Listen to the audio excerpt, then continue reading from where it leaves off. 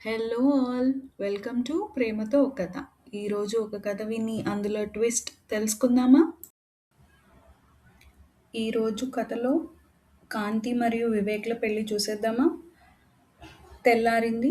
అమ్మ వచ్చి లేపింది. చుట్టాలు ఫ్రెండ్స్ వచ్చి రెడీ చేశారు. కళ్యాణ మండపంకి వెళ్ళిపోయాము. నొసటన తిలకం, నుదురున బాసికం, బుగ్గన చుక్క, పట్టుచీర, ఎన్నో ఆభరణాలతో నాకే నేను కొత్తగా కనపడ్డాను. పంతులు గారు మంత్రాలు మొదలెట్టారు. బాజా భజంత్రీలు మొదలయ్యాయి. గుండెల్లో వేగం పెరిగింది. మండపంలోకి వెళ్ళి పీట మీద కూర్చున్నాను. నాకు అబ్బాయికి మధ్య అడ్డుతెర. తన కాళ్ళని మా అమ్మా నాన్న కడుగుతూ కళ్ళు చెమర్చారు. ఇది అవగానే జీలకర్ర బెల్లం. నేను తన తలపై, తను నా తలపై పెట్టగానే ఎక్కడి నుంచో ఆపుకోలేని దుఃఖం నా గుండెను దాటి కళ్ళ వెంట జారుతుంది. కాసేపయ్యాక మాంగల్య ధారణ కూడా జరిగింది. ఆ మంగళప్రదమైన సూత్రాన్ని నేను తను నా మెడలో కడుతుండగా పట్టుకొని మనసులో ఈ పవిత్రమైన సూత్రాన్ని నేను ఎగతాళి చేయడం లేదు. నా ఉజ్వల భవిష్యత్తుకి నువ్వు కారణమవుతావో లేక అదే అమావాస్య చీకట్లో నన్ను పౌర్ణమి కోసం వెతికే పిచ్చిదానిలా ఉంచుతావో నీ ఇష్టం. నీకు ఈ బంధానికి నేను ఎంతో విలువ ఇస్తున్నాను. నా తప్పైతే మన్నించు. అతనితోనే నా జీవితం అయితే 100 ఏళ్ల పంటై ఆశీర్వదించు అని వేడుకున్నాను. తలంబ్రాలు, ఏడడుగులు అన్నిటినీ వెక్కిరిస్తున్నానా నేను? లేదా ఈ అడుగులే నా జీవిత మజిలీని చేరుకోవడానికి పునాదులుగా మారుస్తున్నాయా? ప్రశ్నార్థకంగా ఉన్న మా జీవితానికి బదులు ఈ పెళ్లి. దీని ద్వారా మేము ఒకటవుతామో లేదా ఒక్కొక్కరుగా ఒంటరిగా జంటగా కాకుండా జీవితం పంచుకోకుండా ఇలాగే ఉంటామో తెలియడం లేదు. కానీ పెళ్ళికి ముందే నా స్వేచ్ఛ నాకు ఇస్తున్న వివేక్తో నేను ఎప్పుడూ తన అభిప్రాయాన్ని గౌరవిస్తూ, వీలైనంత అభిమానంతో మెలుగుతూ, తన ఆనందం కోసం ఎంతైనా ఏమైనా చేయాలి అనుకుంది మనసులోనే కాంతి. పెళ్లితో ముడిపడ్డ బంధానికి మనసులు కలవకపోయినా అడుగులు కలిసి ఇంట్లోకి వెళ్ళాయి. వివేక్ సొంత ఊర్లో కాకుండా వేరే ఊర్లో జాబ్ చేస్తాడు. ఇన్ని రోజులు ఒంటరిగా బ్యాచులర్ లైఫ్ గడిపేవాడు. తను జాబ్ చేసే ఊర్లోనే. పెళ్లి తంతులు అన్నీ ముగిసిపోయాయి. కాంతిని తీసుకొని జాబ్ చేస్తున్న ఊరికి బయలుదేరాడు. ఇంటికి చేరుకున్నారు ఇద్దరు. వివేక్ తలుపు తీసి ఆగు, లోపలికి రాకు అని లోపలికెళ్ళి welcome to my palace, sorry our palace అన్నాడు వివేక్. కాంతి చిన్నగా నవ్వి లోపలికి వచ్చింది. ఇది నీది నాది అన్న తేడా లేదు. అన్నీ మనవి. ఏం కావాలన్నా అడుగు, మొహమాట పడకు. ఇంట్లో అయితే అమ్మ వాళ్ళు ఉంటారు. ఇక్కడ అలా కాదుగా. నీ ఇష్టం, ఎలా అయినా ఉండొచ్చు. నీ స్వాతంత్రాన్ని నేను నీకు ఇచ్చాను అన్నాడు వివేక్. సరే అని చెప్పింది కాంతి. కాసేపు ఆగి వివేక్ టీ తెచ్చాడు. కాంతి టీ తీసుకొని మళ్ళీ నవ్వింది చిన్నగా. అప్పుడు వివేక్, ఓయ్ ఏంటి అన్నిటికీ ఒకే ఎక్స్ప్రెషనా? ఎందుకలా మొహమాటంగా ఉన్నావు? నువ్వు జోవియల్గా ఉంటే నేను తప్పుగా అనుకుంటానేమో అనుకుంటున్నావా? లేక నువ్వు ఎవరితో అయినా ఇంతేనా? లేకపోతే నన్ను నమ్మడం లేదా? అది కూడా కాదు అంటే నీకు అడ్జస్ట్ అవ్వడానికి టైం పడుతుందా? అన్ని ప్రశ్నల వర్షం కురిపించాడు వివేక్. దానికి కాంతి అవును అన్నది. వివేక్ ఒక్కసారిగా కంగుతిని ఇన్ని ప్రశ్నలకి ఒకే సమాధానమా? నువ్వు నన్ను నమ్మడం లేదా అన్నాడు. లేదు దానికి కాదు. అది అని కాంతి అంటుంటేనే మరి నేను తప్పుగా అనుకుంటానేమో అనా? మరి నన్ను అర్థం చేసుకోకపోతే ఎలా అన్నాడు. అయ్యో అది కాదు అంది కాంతి. మరి అవునా? లేకపోతే కాదా? అని తనని గాబరాపరిచి ఎట్టకేలకు నవ్వేలా చేశాడు వివేక్. చూడు నవ్వుతూ ఉంటే ఎంత అందంగా ఉన్నావో అని తన ముందున్న అద్దంలో చూపించాడు. ఒక్కసారిగా కాంతి అద్దంలో మొహం చూసుకొని హఠాత్తుగా వివేక్ని పట్టుకొని బోరున విలపించింది. ఏంటి కాంతి, ఏమైంది? నేనేమైనా తప్పుగా మాట్లాడానా అని అడిగాడు. లేదు వివేక్, ఇలా మనస్ఫూర్తిగా నవ్వి చాలా రోజులే అయ్యింది. నేను ఇంతకు ముందు వరకు నవ్విన నవ్వు ఏదో నవ్వాలని నవ్వింది అని.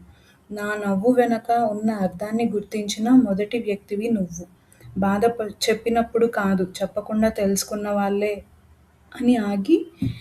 అని చెప్పబోయి ఆపింది. దానికి వివేక్, తెలుసుకున్న వాళ్ళే ఎవరు అని అడిగాడు. ఏమీ లేదులే అని మొహం చాటేసింది కాంతి. మన వాళ్ళ, అదే తెలుసుకున్న వాళ్ళే మన వాళ్ళ అని వెను తిరిగిన కాంతిని అడిగాడు వివేక్. అప్పుడే తన కంట నీరుతో నోటి చిరునవ్వుతో అని చెప్పి లోపలికి వెళ్ళిపోయింది. తన సమాధానాన్ని అద్దంలో నుంచి చూసిన వివేక్ కొంచెం ఆనందం, ఇంకొంచెం సందేహంతో ఊరుకున్నాడు. చీకటి పడింది. అప్పుడు కాంతి వివేక్ తిందామా అని అడిగింది. సరే అని వచ్చి కూర్చున్నాడు.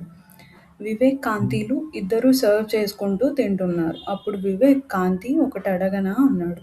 ఆ అడుగు అంది కాంతి. ఇంతకుముందు నువ్వు ఒక్క క్షణంలోనే ఏడ్చావు, నవ్వావు. ఏంటి దాని అర్థం అని అన్నాడు. అప్పుడు కాంతి తడబడుతూ ఏమీ లేదులే అన్నది. ససేమిరా చెప్పాల్సిందే అని వివేక్ పట్టుబట్టాడు.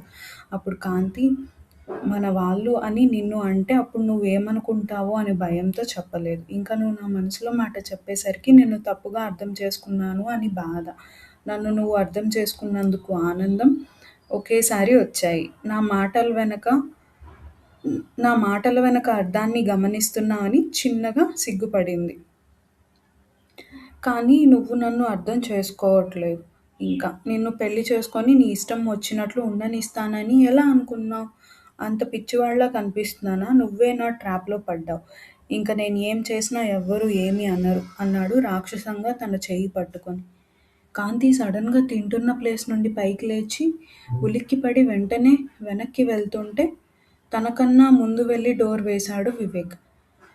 కాంతి భయంతో అటూ ఇటూ చూసింది. వివేక్ ఒక్కో అడుగు వేసి తన ముందుకొచ్చి తన మొహాన్ని పట్టుకొని గట్టిగా నవ్వి, ఏంటే తింగరి బుచ్చి ఇంత భయపడుతున్నావ్? కామెడీ చేశాను. నువ్వు ఇంత టెన్షన్ పడతావనుకోలేదు అని నవ్వుతూ అన్నాడు. దానికి కాంతి, ఏ మెంటల్ పిచ్చా నీకు అని అలా భయపడతావా అంది. దానికి మళ్ళీ నవ్వి, నువ్వే మెంటల్. ఆల్రెడీ నన్ను మెంటల్ అన్నాక మళ్ళీ పిచ్చా అని అడుగుతున్నావ్ అని అన్నాడు వివేక్. కాంతి గుండె వేగం తగ్గలేదు. ఇంకా చెమటలు పడుతూనే ఉన్నాయి. అది చూసి వివేక్ తన జేబులో ఉన్న కర్చీఫ్ తీసి తనకిచ్చి, తీసుకో అని నవ్వాడు. తనింకా నవ్వి తీసుకుంది. తర్వాత కాసేపటికి, కాంతి నేను సోఫాలో పడుకుంటా, నువ్వు బెడ్రూమ్‌లో పడుకో అన్నాడు వివేక్. దానికి కాంతి, లేదు మీరు ఇక్కడే అనేలోపు అవునా మంచిది అని గుడ్ నైట్ అని చెప్పి వెళ్ళిపోయాడు. ఎంత రాత్రైనా కాంతికి నిద్ర రావడం లేదు. ఏం చేయాలో తెలీక అటూ ఇటూ తిరుగుతుంది. అప్పుడు వివేక్ డోర్ కొట్టి కాంతిని పిలిచాడు. కాంతి బయటికి వచ్చేసరికి, ఏంటి పడుకోలేదా అన్నాడు. నీకు ఎలా తెలుసు అని అడిగింది. ఇంకా లైట్ వెలుగుతూ ఉంది. అందుకే డౌట్ వచ్చింది అన్నాడు. దానికి కాంతి, ఓహో! ఆ! అవును. కొత్త ప్లేస్ కదా అంది. సరే రా అని తనని సోఫా దగ్గరకు తీసుకెళ్ళి కూర్చోబెట్టాడు. ఇద్దరూ కూర్చున్నారు. ఏదో మాట్లాడుతుంటే వివేక్ వెళ్ళి కాఫీ తెచ్చి ఇచ్చాడు. అలా కాఫీ తాగుతూ బాల్కనీలోకి వెళ్లారు. అర్ధరాత్రి, చల్లగాలి, అక్కడక్కడ చిన్న లైట్స్, నక్షత్రాలు, కాఫీ వేడి, మంచి మనిషి, ఇవన్నీ కొత్తగా, నిజానికి చాలా మధురంగా ఉంది అని కాంతి మనసులో అనుకుంటూ ఉంది. నీకో విషయం చెప్పనా కాంతి అని ఒక మాట అన్నాడు. అప్పుడు కాంతి, ఏంటది అంది. గతంలో మనం ఉన్నప్పటికీ ప్రతి విషయం మనం అనుకున్నట్టు ఉండి ఉండదు. చాలామంది జీవితంలో ఎవరెవరో సంబంధం లేని వాళ్ళు వచ్చి పోతుంటారు. అప్పటికి వాళ్ళు మనవాళ్ళు అనిపించినా మనతో జీవితం పంచుకోరు. అలాంటి వాళ్ళే మనని బాధ పెడతారు ఎక్కువగా. ఎందుకో కలుసుకున్నామా వీళ్ళని అని ఎంత బాధపడ్డా ప్రయోజనం ఉండదు. ఎందుకంటే మన బాధ గురించి పట్టించుకునే అంత స్థానంలో ఉండరు వాళ్ళు మన జీవితంలో. ఇలాంటి వాళ్ళకి ప్రాధాన్యత లేదు మన జీవితంలో అని చెప్పి నువ్వు దేనికి బాధపడొద్దు.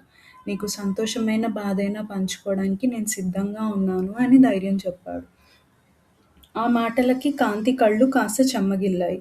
ఎందుకు ఏడుస్తావు కాంతి? నీకన్నిటి విలువ తెలియని వాళ్ళని నీ గుండె గుణపంతో గుచ్చిన పెద్ద తేడా ఏమీ ఉండదు వాళ్ళకి. ఎందుకంటే వాళ్ళు ఎప్పుడు వాళ్ళ మాటలతో, చేష్టలతో చేసేది అదే కాబట్టి. ఫైనల్‌గా ఒక మాట చెప్పనా? మనం కలవకపోయినా కలిసి బతుకుతున్నాం. ఇది గుర్తుపెట్టుకో. ఒక నిమిషం పాటు నిశ్శబ్దం. వివేక్, ఇంక పడుకుందామా? లేట్ అయింది అన్నాడు. తర్వాత ఇద్దరూ వెళ్ళిపోయారు. కాంతి కళ్ళు మూసుకుంది కానీ నిద్రపోలేదు. వివేక్ మాటలే గుర్తొస్తున్నాయి. ఏంటి కాంతి తప్పుగా ఆలోచిస్తున్నావు అని తనలో తాను అనుకుంటోంది. లేదే తప్పేం కాదు అని మరోవైపు సర్ది చెప్పుకుంటూ ఉంది. వివేక్ నాకు అని అనుకుంటూ నిద్రలో జారిపోయింది. పొద్దున్నే లేచి కాంతి మొహం చూసేసరికి అంతకుముందే వివేక్ నిద్రలేచి ఉన్నాడు. గుడ్ మార్నింగ్ మేడం అని హుషారుగా అన్నాడు నిద్రలేచిన కాంతిని చూసి. గుడ్ మార్నింగ్ వివేక్ అని అంది ఆనందంగా కాంతి. ఎంత ధైర్యం నీకు, భర్తనే పేరు పెట్టి పిలుస్తావా అని ఆట పట్టిస్తూ అన్నాడు. కాంతి ఎంతో హుషారుతో పేరు ఉన్నది పిలవడానికే కదా మిస్టర్ వివేక్ అన్నది. వివేక్ ఆశ్చర్యంగా చూస్తూ ఏంటి రాత్రికి రాత్రే ఇంత మార్పా అన్నాడు తనని చూసి నవ్వుతూ. రాత్రికి రాత్రే అద్భుతాలు జరగవు కానీ జరిగితే ఖచ్చితంగా అది అద్భుతమే అవుతుంది అంది కాంతి ధైర్యంతో కూడిన ఆనందంతో. గుడ్ వన్ గుడ్ వన్ అని వివేక్ కూడా నవ్వాడు. కాంతి ఇలా మాటలతో పాటు కాఫీ కూడా కలుపుతూ కాఫీ కప్ తెచ్చి వివేక్కి ఇచ్చింది. వివేక్ కాఫీ తీసుకుంటూ సంథింగ్ ఈజ్ ఫిషీ, కొంపదీసి నా బాధ భరించలేక కాఫీలో ఏమైనా కలిపావా అన్నాడు చిలిపిగా.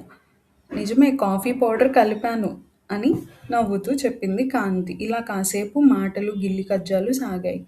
దాని తర్వాత వాళ్ళ జీవితం ఎలా సాగింది? వాళ్ళ జీవితంలో వాళ్ళిద్దరూ ఎప్పటికీ కలిసి ఉన్నారా? లేదా ఎవరికి వారే ఉన్నారా? చూద్దాం నెక్స్ట్ పార్ట్స్లో. Thank you so much for watching. Please share and subscribe.